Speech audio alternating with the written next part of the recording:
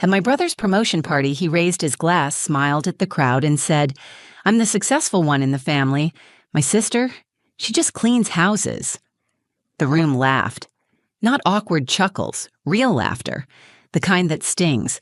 I felt my face burn as people turned to look at me, some with sympathy, most with smug grins. I was the punchline in a room full of suits, champagne, and corporate pride. My daughter was standing across the room, holding a juice box, staring at me. She had heard it too. And then the elevator doors opened. Out walked a woman in a sleek black dress. Confident, poised, powerful. People straightened up. Some whispered her name. She scanned the room, locked eyes with me, and pointed. "Meet your new manager," she said. The laughter stopped. Just like that, the room went silent. I didn't want to go. Honestly, I stared at the invitation for a whole week before even mentioning it to my daughter. It was glossy, gold-trimmed, and screamed, "corporate celebration," the kind of thing I had no business walking into. It was for my brother, Eli. He had just been promoted to regional sales director at one of those shiny tech companies downtown. It was a big deal. Company-sponsored party. Full rooftop venue in Chicago. Catering, cocktails, and a skyline view. Our mom, of course, insisted I come. "Just be there for your brother," she said. "It's a proud moment for the family." Family. That word has never felt simple in our house. Growing up, Eli was the one everyone expected greatness from. Star athlete, top of his class, full scholarship. Even as kids, people said, "He's going places." Me? I was quieter, a little awkward. I liked helping in the kitchen, reading, organizing things. I didn't have Eli's charisma or charm. I was just Sarah. Life didn't go the way I thought it would. I had Lena at 24. Her father walked out before she was born, and suddenly, I had to make something work fast. I started cleaning houses, just a few to pay the bills. But that turned into something steady, reliable. I worked hard. I found clients. Then I trained people. One client became two became 10. But I never told anyone in my family how much it had grown. Not really. They still thought I was barely scraping by, pushing a vacuum for cash. And I let them believe that. Maybe part of me didn't want to correct them. Maybe it was easier than trying to explain that I was building something real. So there I was on a warm Saturday evening, standing in front of a rooftop lounge that probably cost more to rent than my monthly payroll. I wore a navy dress I'd bought secondhand but tailored myself. It fit well, but I still felt like I didn't belong. As I walked through the entrance, music played low. People clinked glasses, and every conversation sounded like a resume pitch. Eli was the center of attention, laughing, shaking hands, hugging coworkers. He wore a tailored gray suit, polished shoes, and the confident smile of someone who knew he was winning. When he saw me, he grinned, walked over, and gave me a one-armed hug. "Hey, you made it. That's surprising," he said. Surprising, not "thanks for coming," not "it means a lot," just that. Before I could say anything, our parents appeared. My mom hugged me tight. "You look beautiful," she whispered. Then more softly, "Try to be social tonight, okay?" My dad gave a nod. "Glad you came. Eli's doing really well." I smiled and nodded, even though it felt like I was shrinking. I noticed Lena standing by the buffet, dressed in a pink sundress and white sneakers, holding a juice box like a tiny adult. She smiled and waved. At least she was having fun. I stood off to the side for most of the evening, sipping a soda, smiling politely, listening to people toss around words like equity, exit strategy, and IPO. Nobody asked what I did. Nobody cared. I caught glimpses of Eli across the room. Every time he laughed, I remembered how he used to stick up for me when we were kids. But something shifted as we got older. Somewhere along the way, I became the embarrassing sibling, the one who didn't make it. Even now, he barely asked about Lena, never asked how I was doing. He just assumed things were the same. And I let him. Because tonight was his night, his party. I didn't come to make a scene. I came to be polite, supportive, keep the peace. But that night wasn't going to go the way anyone expected. Not Eli, not my parents, not even me. I had been at the party for a little over an hour, long enough to smile at strangers, avoid small talk, and keep Lena away from the wine table. The sun had started to dip behind the skyline, casting everything in gold. The breeze was perfect, the kind of night that makes the city feel like it's sparkling just for you, but not for me. I kept checking the time. waiting for a moment when it wouldn't be rude to leave. My daughter was getting tired. I had shown up, I had smiled, I had clapped. I figured I could quietly slip out without anyone noticing. That's when Eli tapped his glass. The chime cut through the crowd. Conversations paused. People turned toward him. He stood near the DJ booth, drink in hand, eyes glowing with the kind of self-assured confidence you either earn or fake really well. "Hey everyone," he said, "real quick before we get too tipsy and start dancing, I just wanted to say thank you."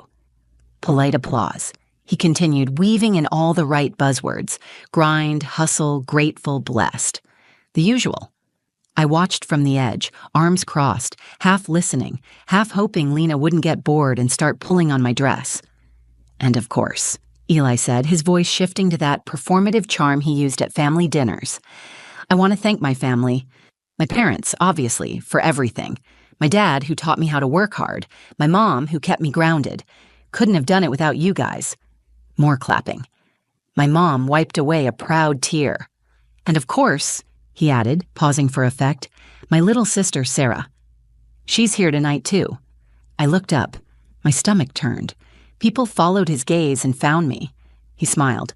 "She's had a different path than me. I run regional sales. She runs a cleaning service." There was a beat of silence. My jaw tensed.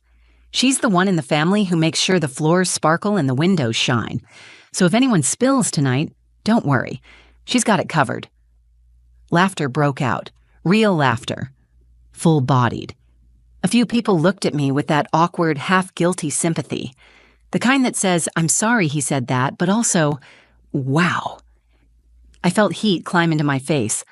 I wasn't sure what expression I was making, but I couldn't move. I felt like I was 8 years old again, being teased in front of the whole class and too stunned to speak. Eli raised his glass. "But seriously, thanks for being here, Sarah. Love you." He said it like a joke, like love was something you toss around for flavor. I glanced over at my parents. My mom looked down at her lap. My dad sipped his drink, pretending to study the skyline. And Lena, my sweet, wide-eyed Lena, was staring right at me. She had stopped chewing her cookie. The laughter died down. Eli continued on with some thank yous, but I wasn't listening anymore. The ache in my chest didn't come from what he said. It came from how natural it felt to everyone in that room. How easy it was to write me off as the girl who never made it. The sister who cleaned houses. What none of them knew, what even Eli didn't know, was that I had built something on my own terms.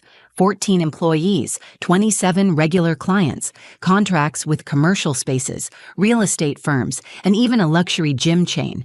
I had bookkeeping software, hiring funnels, onboarding guides, customer service standards. I had systems. I had vision. And most of all, I had earned every dollar myself. But in that room, none of that mattered, because Eli had a title and a salary and a company credit card.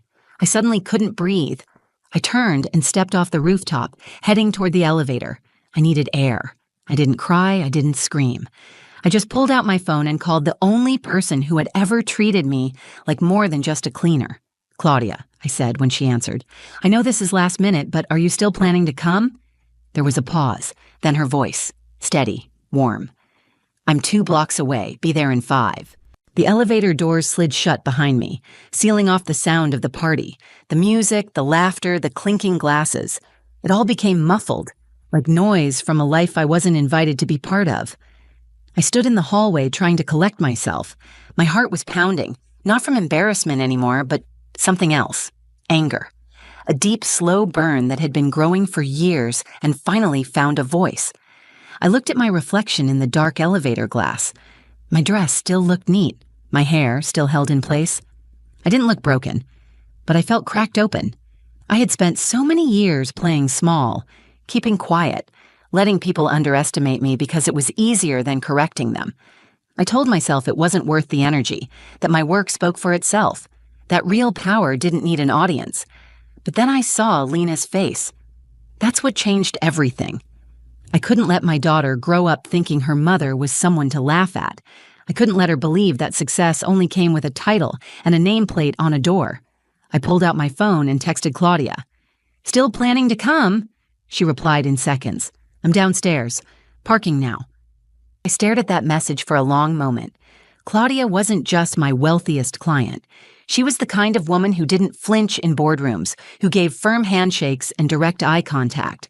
The first day I cleaned her home, she asked me how I organized my team. She listened. She offered suggestions. Then one day, she said, "You're not just running a cleaning business, you're running a company. Start acting like it." She became my mentor, quietly, without judgment. And 2 weeks ago, she made an offer I still couldn't quite believe. A management position at one of her companies, an operations role for a new branch she was opening in Chicago, full benefits, salary, growth potential. At the time, I hesitated. Part of me felt unqualified, too rough around the edges, too used to being invisible. But tonight changed that. I took a deep breath, straightened my shoulders, and turned back toward the rooftop. As I reached the door, I saw Lena leaning against the railing, watching the stars. I knelt beside her. "Hey, baby, are you okay?" She nodded slowly. "Why did Uncle Eli say that about you?" I paused. I didn't want to lie, and I didn't want to put bitterness in her heart. Because sometimes, I said, people don't understand what others are going through, or what they've built. She looked at me. "But you work really hard." "I do," I said, smiling, "and that's what matters. But tonight, I want you to see something." She tilted her head. "What?" "Just watch." We walked back inside together. I kept my head high, not stiff, not defiant, just steady. People glanced at me as I entered, and some quickly looked away. Eli didn't notice. He was too busy talking to a small group of colleagues near the open bar. Then I saw Claudia step out of the elevator. She looked exactly like someone who could silence a room without saying a word. Her stride was smooth and confident.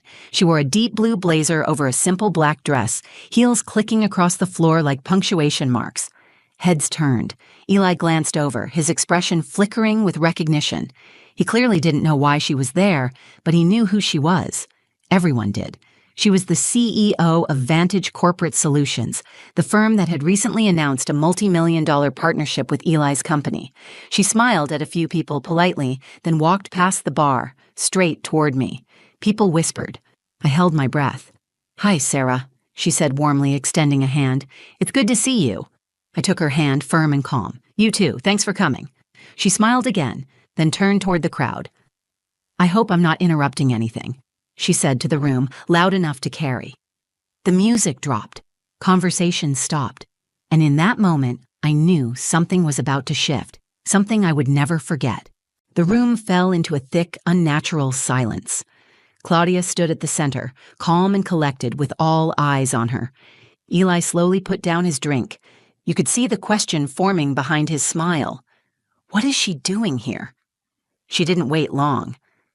"I want to take just a moment," Claudia said, her voice smooth but firm, "to acknowledge someone incredibly important to our company's future."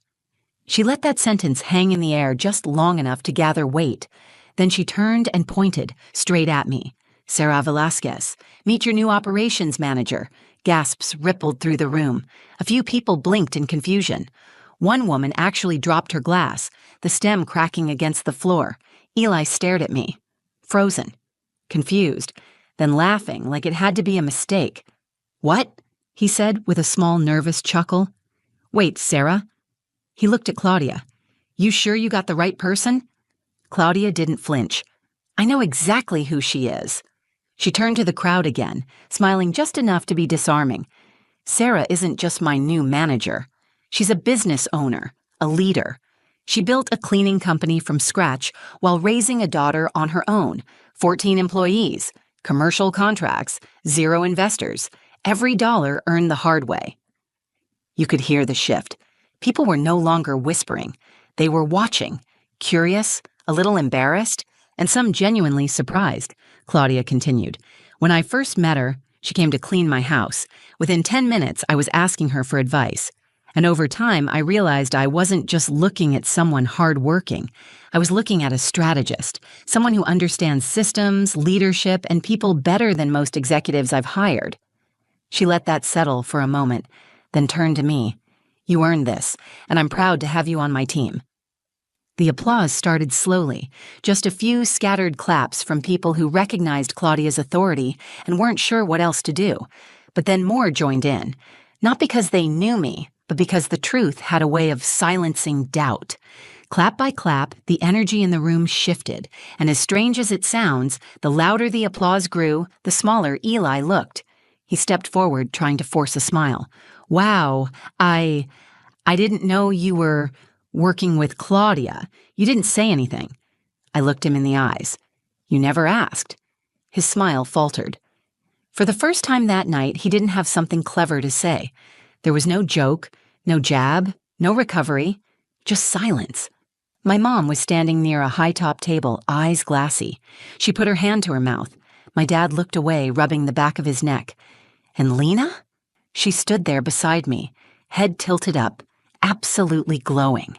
I leaned down and whispered, "That's the woman who offered me the new job." Lena's eyes widened. "She picked you?" "No, baby," I whispered. "I earned it."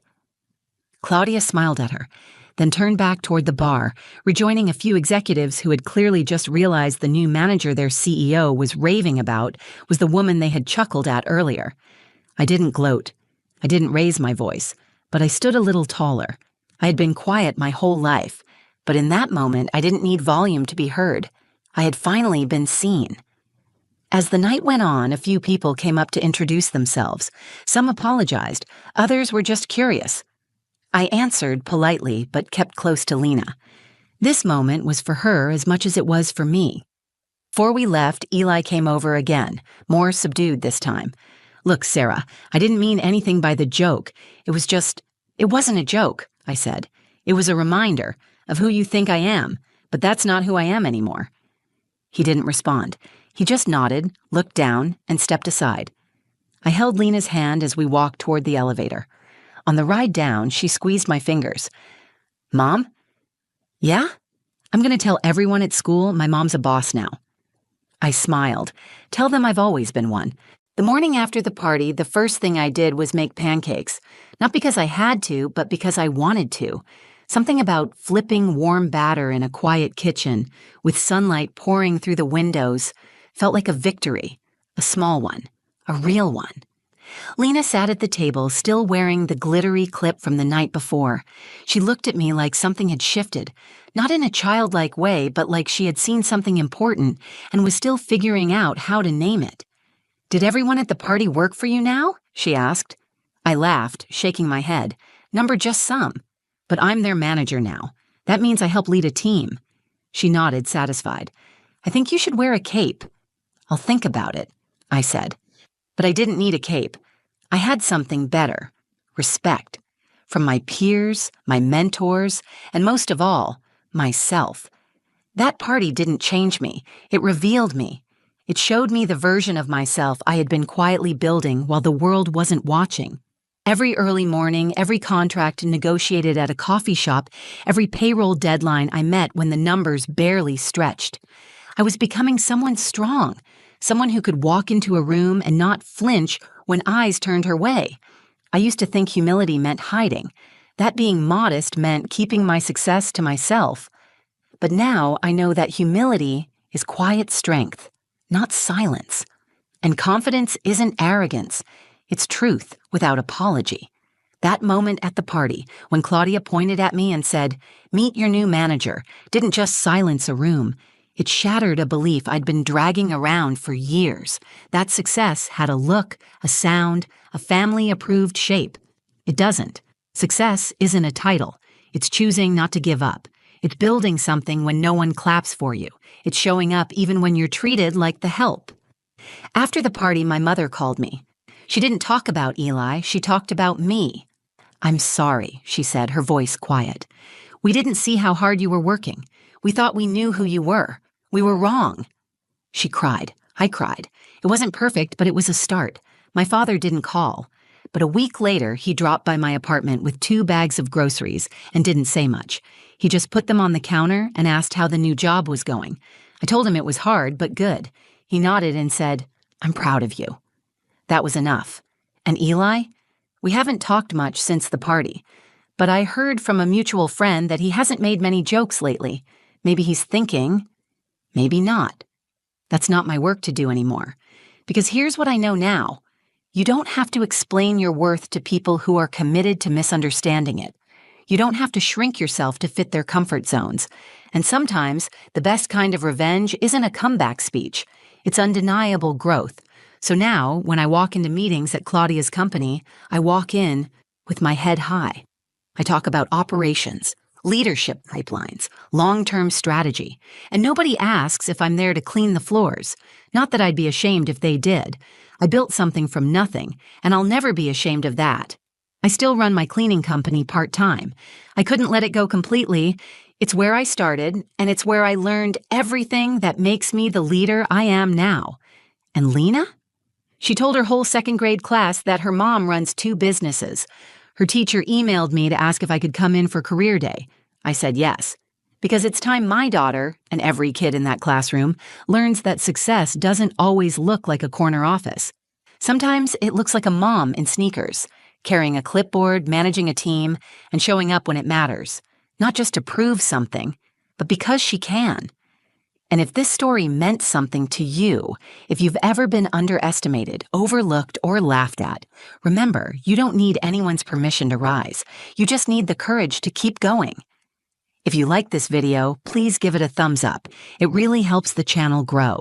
Share it with someone who needs to hear it today, and drop a comment below. I'd love to know what part of this story hit home for you. Don't forget to subscribe and hit the notification bell so you never miss another story like this one. Thanks for being here. Keep building, keep believing. Your moment is coming too.